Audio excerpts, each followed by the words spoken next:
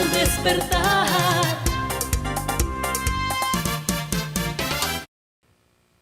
Hola, buenos días, bienvenidos al Despertar de GAFA TV Ecuador. Gracias Galo, gracias Cristina. Vamos a hablar sobre educación superior esta mañana con el doctor Edgar Moncayo, presidente del CONE, organismo encargado de la acreditación en ese entonces de la educación superior. Doctor Moncayo, gracias por recibirnos. Para comenzar, ¿cómo digerimos, cómo procesamos el último decreto en materia de educación superior, el 494, creo, ¿no? Que emitió el señor Guillermo Lasso respecto a, hipotéticamente, eliminar la prueba de ingreso a las universidades de los nuevos bachilleres ecuatorianos, transformarlo, llamó él, ¿sí? ¿Cuál es su criterio, cuál es su opinión y, como le digo, cómo digerimos, cómo procesamos ese decreto? Gracias, don Fernando, por la entrevista. De manera directa, el decreto 494 de fecha 14 de julio del 2022, es decir, hace muy pocos días, del señor presidente de la República, de ninguna manera elimina el examen de ingreso, que fue su promesa de campaña. Lo único que el decreto ha hecho es transferirle esa responsabilidad a las universidades del país. O sea, son las universidades del país las que van ahora a tomar el examen de ingreso, de acuerdo, ojo, de acuerdo con los cupos que ellos, o sea, que cada universidad pueda ofrecer a la población estudiantil. Doctor Moncayo, está muy claro lo que usted ha dicho. En primer lugar, el presidente en campaña electoral, en forma desesperada, en la segunda vuelta, ofreció eliminar la CENACYT, ¿no es cierto? Él decía, y luego eliminar la prueba de ingreso. Ahora lo que ha hecho es eliminar su responsabilidad y trasladarles a las universidades. Pero los cupos siguen, es decir, si la universidad X tiene cupos, 100 cupos para estudiantes y hay 200 aspirantes, ingresarán los 100, simplemente. ¿Cómo enfrentar la situación? ¿Qué va a pasar con las universidades tan capacitadas operativamente, financieramente, para asumir esta responsabilidad? La gran mayoría de universidades, si no todas, están en capacidad de tomar ese examen. Ese no es el problema es que todo cuesta. Y el diseño, la ejecución del examen, cualquiera sea el mecanismo que se haga, si se lo hace virtual o si se lo hace presencial, tiene un costo extremadamente alto, solamente el diseño y ejecución del examen. Y las universidades, ya lo han dicho públicamente a través de algunos rectores, no tienen esos recursos, por el hecho simple de que entre el periodo del anterior presidente, Lenín Moreno, y el actual, las universidades de total han tenido una baja de su presupuesto de cerca de 300 millones de dólares. Eso significa más o menos el 30% del total del presupuesto de las universidades. Entonces, mal pueden tener dinero para hacer eso. Y respecto a los cupos, yo quisiera insistirle, si no tienen dinero ni para diseñar el examen, peor todavía para abrir más cupos de los que buenamente tienen en este momento, o sea que en la práctica el estudiante bachiller que quiere ingresar a la universidad le va a ser ahora incluso más difícil que antes, porque estará sometido a un examen que la universidad juzgue que necesita para filtrar ese ingreso, lo cual a la legua le puede hacer mucho más difícil, porque una universidad puede considerar de que por sus características necesita requisitos mayores. Y en segundo lugar, tampoco hay más cupos. Entonces no hay dónde recibir, no hay dónde recibir más gente, pues así de sencillo. Doctor, porque digamos claramente que el gobierno se lava las manos, ¿verdad? Y ahora espera que los dardos de los estudiantes, de la sociedad, caigan sobre las universidades.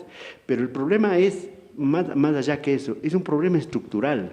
Si no se corrige desde abajo, desde la educación inicial, la escuela, el colegio, la universidad va a ser una especie de situación insalvable e insufrible en momentos determinados. ¿Qué va a pasar con los estudiantes? Se habla de que más de 90, más de 100.000 cada semestre quedan fuera de las universidades. La cifra oficial dada por el CES, le escuché personalmente a su presidente hace muy pocos días, es de que en cada semestre aproximadamente quedan afuera cerca de 70.000 estudiantes, lo cual es una cifra de alguna manera conservadora. Pero aún aceptando esa cifra, significa que 70.000 bachilleres quedan fuera. Pero realmente el problema, como usted dice, es estructural, porque evidentemente los que ingresan a la universidad, sobre todo a las universidades públicas, que son gratuitas hasta el tercer nivel, son los que pueden ingresar, son aquellos estudiantes bachilleres que registran mayor o mejor formación, es decir, los graduados en colegios de Quito, Guayaquil o Cuenca. Los bachilleres de de colegios lejanos, de poblaciones lejanas, pues difícilmente van a poder competir con los estudiantes de las ciudades más grandes. Precisamente para eso el sistema no se llama solamente de admisión, se llama de admisión y nivelación. Pero en el decreto famoso, el 494, 494, déjeme confirmarle el número. 494 del 14 de julio. 494, sí señor, le he confirmado, del 14 de julio. Lamentablemente no menciona para nada el tema de nivelación, que lo que pretende es precisamente cumplir con el principio constitucional que se denomina de igualdad de oportunidades. Es decir, que si un estudiante vive muy lejos y procede de un colegio pobre, pues tiene que de alguna manera igualársele las oportunidades con aquellos estudiantes que vienen de colegios, digamos así, de las principales ciudades y con mejor formación. Entonces, literalmente con este decreto, al haberle no suprimido, sino que simplemente se les olvidó mencionar lo de la nivelación, está simplemente atentando contra el principio constitucional de la igualdad de oportunidades. Hay que tomar en cuenta que la pandemia desnudó al Ecuador en materia de salud y en materia de educación. No hay conexión en los sectores urbanos marginales y peor en los sectores rurales. ¿Qué va a pasar con esos estudiantes? Y tomando en cuenta que, usted recordará, doctor, que ha habido corrupción cuando se asignaban cupos en las universidades, había corrupción, había colas enormes, se vendían cupos. ¿Qué va a pasar ahora? Bueno, la verdad es que yo preferiría más bien centrarme en ese pobre estudiante, perdóname llamarle así, y además hacerlo con todo cariño y respeto, que no puede acceder a la universidad, su familia no tiene dinero para pagarle una universidad privada, porque es pobre precisamente, ni puede endeudarse para cubrir esos gastos. Y entonces ese pobre estudiante ya terminó el colegio, ya en la casa no le aguantan, no sabe qué hacerse y entonces solo le queda la calle. Y eso es lo que desgraciadamente la población ecuatoriana tiene que estar consciente. Si fuera solo la cifra que dice oficialmente el Consejo de Educación Superior y la Secretaría de Educación Superior, que es cerca de 70.000 estudiantes, 70.000 estudiantes están en las calles del país sin saber qué hacerse. Y es ahí donde cualquier tentación es válida. Es decir, si por ahí le ofrecen droga o cualquier otro vicio de ese tipo, lo más probable es que el estudiante, pues, por no tener nada mejor que hacer, se vaya por ahí. ¿No será eso? Me pregunto, ¿no será esa la razón por la que se han incrementado en las principales ciudades, se ha incrementado de manera escandalosa y criminal el microtráfico, que además está produciendo toda la inseguridad que está viviendo el Ecuador? Porque muchos jóvenes incluso están muriendo en las cárceles, ¿no? Sí. Con las masacres. Y, doctor, en todo caso, parece que es un buen negocio para las universidades privadas en alguna medida, porque los subregistros porque el gobierno dice 70.000, pero yo creo que es mucho más de 100.000 los que quedan fuera. ¿Qué podemos decirle al gobierno, al señor Lasso? ¿Qué tiene que hacer? Porque es hora que se actúe, porque si somos impávidos, nos cruzamos de brazos, vamos a seguir teniendo problemas de seguridad, de pobreza, de miseria, tomando en cuenta, doctor, que más del 70% de ecuatorianos somos pobres. Somos pobres, le digo, y no hay recursos, ni para la alimentación ahora, peor para una universidad privada, peor para salud privada. Sí, el problema es ese.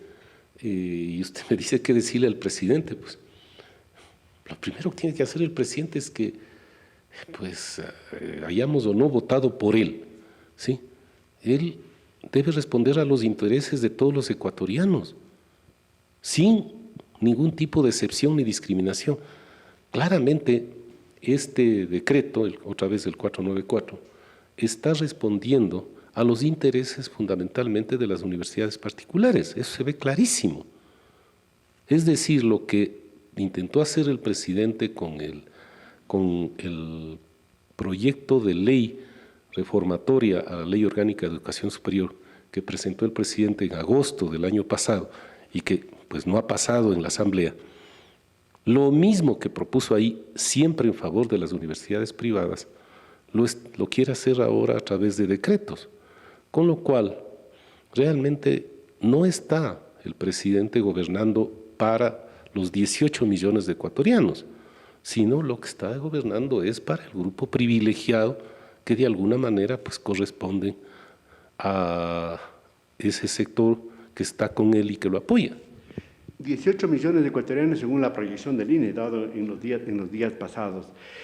Y ahora la gente preguntará, los estudiantes que se gradúan de bachilleres ahora mismo, en la sierra se acabaron de graduar, en la costa ya se graduaron, ¿qué futuro les espera? Tomando en cuenta que no hay empleo, no hay ninguna oportunidad, se ve colas enormes para cuando hay alguna oferta de empleo, colas enormes que parece irrisorio. ¿Qué ve usted como conocedor del tema educativo? ¿Qué va a pasar en este país si no se corrige pronto? Bueno, lo primero es que se va a agravar el desempleo y se va a agravar la pobreza. Y se van a agravar todos los otros males, la inseguridad, la delincuencia, todos. La educación no es un asunto aislado, no es algo que simplemente por ahí están las universidades o están los colegios o están las escuelas, no. La educación tiene que ver con todo, con todo. Y por lo tanto, el futuro del país está en cómo mejorar hoy, no mañana, hoy, cómo mejorar la educación. Y para mejorar la educación, sin lugar a dudas, pues en primer lugar lo que hay que hacer es contar con una legislación, la reforma a la Ley de Educación Superior, que realmente les impulse a las universidades, y ojo con lo que voy a decir, les impulse a las universidades a dar soluciones a los problemas del país, porque para eso están las universidades. Pero resulta que las universidades, con la falta de presupuesto, ya ni siquiera tienen chance de investigar y dar soluciones a los problemas del país. Punto número 1. Punto número 2, respecto a la ampliación de los cupos, ¿sí? Por lo menos para recibir, no sé si al 100%, pero por lo menos al 80% de todos los bachilleres, que sería lo ideal, como mínimo, y me arriesgo a decir la cifra, como mínimo, ¿sí? En un país donde no hay empleo ni para los que tienen título, peor para los que no tienen, lo que se necesita para eso es una reforma absolutamente estructural de la universidad. Pero realmente parece que al único que le interesa al gobierno es algo que se llama técnicamente la desregulación de las universidades, particularmente las universidades particulares, para que lancen al mercado todo tipo de carreras y posgrados, simplemente con finalidades de mayor ganancia. Doctor, y tomando en cuenta que como que quieren volver las universidades de garaje, ¿verdad?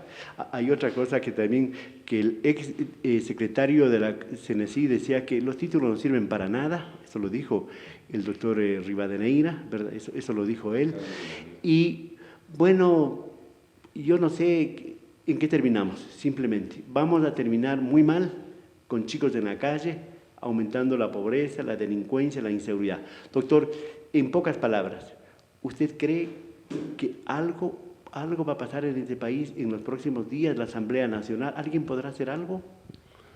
Bueno, es tan grave el problema, y usted me pide en pocas palabras, que en este momento la Asamblea Nacional, por más que se le haya criticado, hay asambleístas, hay de todo, hay asambleístas que están conscientes del problema tal como usted lo describe muy bien y que tratan de hacer algo. Y lo que tienen ellos como, digamos, como arma es sacar una ley, en este caso la ley reformatoria de la educación superior, que de alguna manera ayude a solucionar todos los problemas que se nos vienen encima. Si no, realmente es muy difícil pronosticar la crisis social que se puede venir en el transcurso de los próximos meses o años. Muy bien, hasta aquí la entrevista con el doctor Edgar Moncayo, expresidente del CONEA, hablando sobre la educación superior, sobre las universidades y los cupos y los peligros. Si no se toma enmiendas de este momento, mañana será demasiado tarde y tendremos más pobreza, más inseguridad, más violencia, más hambre. Doctor, muchas gracias. Señoras y señores, hasta aquí en Al Despertar del día de hoy. Hasta la próxima. La salud y la higiene visual cuidan sus ojos y a la hora de escoger una óptica, elige experiencia, profesionalismo, solidaridad, calidad, variedad y buenos precios. Nueva Visión, la óptica con especialidades clínicas, le asesora, asiste y recomienda las soluciones visuales acordes a su necesidad, con el mejor servicio, tecnología y materiales garantizados. Esto y mucho más recibirá en distribuidora óptica Nueva Visión, porque nuestra consigna es mirar bien para vivir mejor. Estamos en Quito, Avenida 10 de Agosto y Ramírez Dávalos, Parque Julio Andrade. Al despertar.